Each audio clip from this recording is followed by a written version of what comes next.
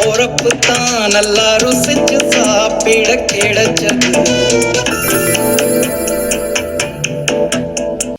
Hello friends, welcome to சமைக்க போவது யாரு. இன்னைக்கு சமைக்க போவது யாரில் லாவண்யா மிளகு நண்டு மசாலா செஞ்சு காமிச்சிருக்காங்க. அது மட்டும் இல்லைங்க, நண்டு எப்படி சுத்தம் பண்ணணும்னு சொல்லியிருக்காங்க. வீடியோ ஸ்கிப் பண்ணாமல் ஃபுல்லாக பாருங்கள். வாங்க வீடியோக்குள்ளே போகலாம். ஹலோ ஃப்ரெண்ட்ஸ், இன்றைக்கி நம்ம ரொம்ப ஜூஸியான பெப்பர் கிராப் மசாலா எப்படி செய்கிறதுன்னு பார்க்கலாம். இதை நம்ம சுத்தம் பண்ணுறதுலேருந்து சமைக்கிற வரைக்கும் பார்க்கலாம். இப்போ நான் வாங்கியிருக்கிறது ப்ளூ கிராப், நீலக்கால் நண்டு அப்படின்னு சொல்லுவாங்க தமிழில். இது நான் இப்போ உயிரோடு வாங்கியிருக்கேன். இது சைஸ் கொஞ்சம் பெருசாக இருக்குது. இதை விட சின்ன நண்டுங்களும் கிடைக்கும். நண்டோட டேஸ்ட் எப்போவுமே ரொம்ப சூப்பராக இருக்கும். இதை க்ளீன் பண்ணுறதும் ரொம்ப ஈஸியாக, அதுவும் நான் உங்களுக்கு காட்ட போகிறேன். இருக்கிற சீ ஃபுட்லேயே நண்டில் தான் கொலஸ்ட்ரால் கம்மி. இதில் ப்ரோட்டீன், விட்டமின்ஸ் ரொம்ப அதிகம். அது மட்டும் இல்லை, இதை நெஞ்சு சளிக்கெல்லாம் ரொம்ப நல்லதுன்னு குழந்தைங்களுக்கெல்லாம் கூட தருவாங்க.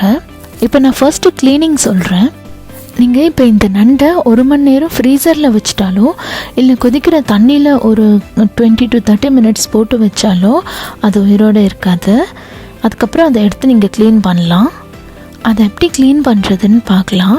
ஃபர்ஸ்ட்டு நான் இதில் இருக்கிற எல்லா நண்டையும் எடுத்து ஒரு பவுலில் மாற்றி வச்சுக்கிட்டேன். இப்போ இதை க்ளீன் பண்ணுறது ரொம்ப ஈஸி. இதுக்கு பின்னாடி ஒரு ஓடோட இது இருக்கும். அதை ஃபர்ஸ்ட்டு நீங்கள் எடுத்து இப்படி உரிச்சிடனா ஈஸியாக இருக்கும் அதை எடுக்கிறதுக்கு. எடுத்த உடனே சென்டர் ஓடு தனியாக இப்படி வந்துடும். இந்த பார்ட்டு தான் இது தனியாக வந்துடும். அவ்வளோதான். இதை எடுத்துட்டாலே பெரிய வேலை முடிஞ்சுது.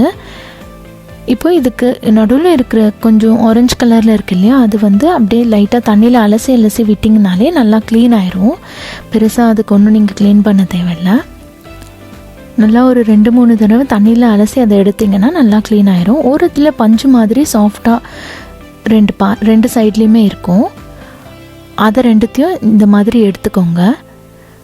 அவ்வளோதான். இது மட்டும்தான் நண்டு க்ளீன் பண்ணுறதுல பெரிய வேலை. மீதி வேலையே கிடையாது இதில். அது வரைக்கும் நான் இப்போ க்ளீன் பண்ணி எடுத்தாச்சு.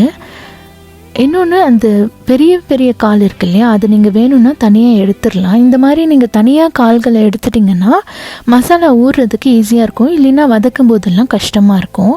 அதனால் நான் கால் தனியாக எடுத்துடுறேன். எடுக்கலினாலும் பரவாயில்ல.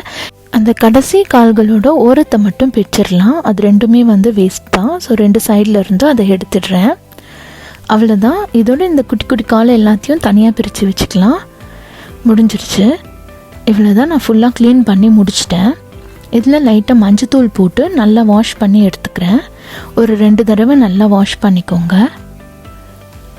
அவ்வளோதான். நண்டு க்ளீன் பண்ணுறதும் ஈஸி, அதை வாஷ் பண்ணுறது எல்லாமே ரொம்ப ஈஸி.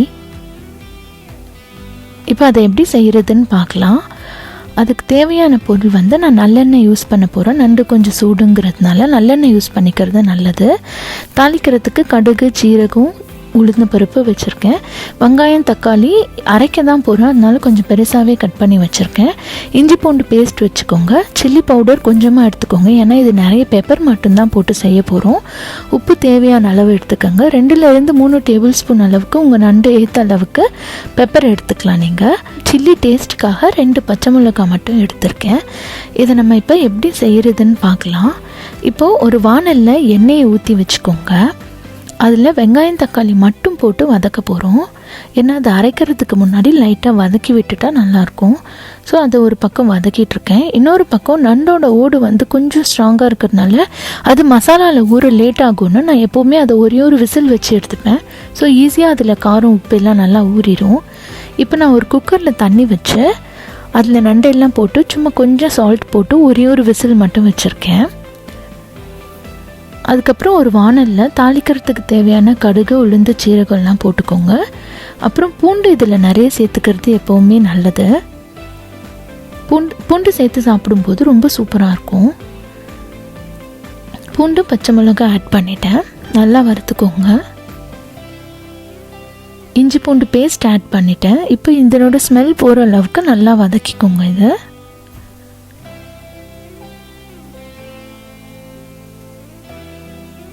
எல்லாத்தையும் சேர்த்து நல்லா வதக்கினதுக்கப்புறம் இதில் நான் அரைச்சி வச்சுருக்க அந்த வெங்காயம், தக்காளி பேஸ்ட் ஆட் பண்ண போகிறேன். இப்போ இதில் நான் வெங்காயம் தக்காளி அரைச்சி வச்சுருக்கிறத ஆட் பண்ணிட்டேன். இதை ஆட் பண்ணிவிட்டு இதில் தேவையான அளவுக்கு தண்ணி ஊற்றிக்க போகிறோம். இதை நல்லா மிக்ஸ் பண்ணிடுங்க. இது வந்து ஆல்ரெடி வதக்குனதுங்கிறதுனால அந்த ஸ்மெல் எதுவும் இருக்காது. அதனால் நீங்கள் சீக்கிரமாகவே இது செஞ்சிடலாம். இதை நல்லா மிக்ஸ் பண்ணிவிட்டு இதில் கொஞ்சமாக மிளகாத்தூளும் உப்பும் இதுக்கேற்ற அளவுக்கு ஆட் பண்ணிக்கிறோம். ஏன்னா நண்டில் ஆல்ரெடி உப்பு போட்டிருக்கோம். ஸோ அது ரெண்டுத்தையுமே கொஞ்சமாக ஆட் பண்ணிக்கிறோம். மிளகாத்தூள் உப்பு ரெண்டுத்தையும் சேர்த்து நல்லா மிக்ஸ் பண்ணியாச்சு. நான் இதில் கொஞ்சமாக தண்ணி இப்போ சேர்த்துக்கிறேன். ஏன்னா தண்ணி வந்து ஆல்ரெடி நண்டு வேக வச்சதில் கொஞ்சம் தண்ணி இருக்கும். அதனால் இதில் நீங்கள் நிறைய தண்ணி சேர்க்க வேண்டாம். தண்ணி சேர்த்ததுக்கப்புறம் இப்போ நம்ம அந்த நண்டை உள்ளே சேர்க்க போகிறோம். நண்டை உள்ளே சேர்த்தாச்சு. அந்த தண்ணியோடவே சேர்த்துக்கலாம். சேர்த்துட்டு நல்லா மிக்ஸ் பண்ணி விடுங்க. அவ்வளோதான். இந்த குழம்பு நல்லா கொதிக்கணும். அந்த காரம் எல்லாம் நண்டுக்குள்ளே ஏறுற அளவுக்கு நல்லா கொதிக்க விடுங்க. இப்போ கொஞ்சம் குழம்பாக வேணும்னா நீங்கள் இந்த ஸ்டேஜ்லேயே பெப்பர் போட்டு நிறுத்திக்கலாம். நான் கொஞ்சம் கிரேவியாக பண்ண போகிறேங்கிறதுனால இப்போ நான் இதில் 2-3 டேபிள் ஸ்பூன் அளவுக்கு பெப்பர் பவுடர் ஆட் பண்ணுறேன். இந்த பெப்பர் காரம் தான் நண்டில் நல்லா ஏறணும். ஸோ மிளகாத்தூள் கம்மியாகவே போட்டுக்கோங்க. இப்போ பெப்பர் ஆட் பண்ணிட்டேன்.